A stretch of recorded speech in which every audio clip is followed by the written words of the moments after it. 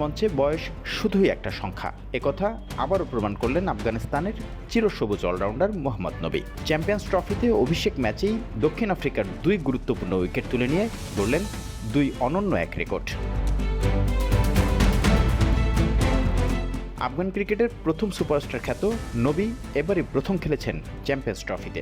40 বছর 51 দিন বয়সে চ্যাম্পিয়ন্স ট্রফিতে অভিষেকের পাশাপাশি টেস্ট খেলুড়ে দলগুলোর মধ্যে সবচেয়ে বেশি বয়সে অভিষেক ম্যাচে উইকেট নেওয়ার রেকর্ড এখন তারই দখলে। দক্ষিণ আফ্রিকার ওপেনার টনি ডি জর্জিকে শিকার করে ইতিহাস গড়েন এই আফগান অলরাউন্ডার। পরে আরও এক ধাপ এগিয়ে ফিরিয়েছেন অধিনায়ক টেম্বা বাভুমাকেও। চ্যাম্পিয়ন্স ট্রফির ইতিহাসে সবচেয়ে বেশি বয়সী খেলোয়াড়দের শীর্ষ 5 জনের মধ্যে 4 জনই যুক্তরাষ্ট্রের। সবার উপরে আছেন ডন ভান ব্লেক, বয়স 42 বছর 284 দিন।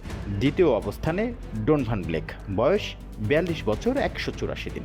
3 নম্বরে আছেন মার্ক জনসন, বয়স 40 বছর 318 দিন।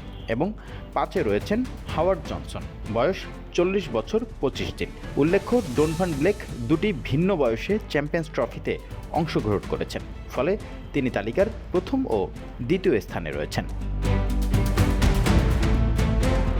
দক্ষিণ আফ্রিকার বিপক্ষে ব্যাট হাতে যদিও তেমন কিছু করতে পারেননি আফগানি তারকা, তবে বল হাতে 40-এও যেন তিনি চিরসবুজ, সেটি ঠিকই দেখিয়ে দিলেন মোহাম্মদ নবী।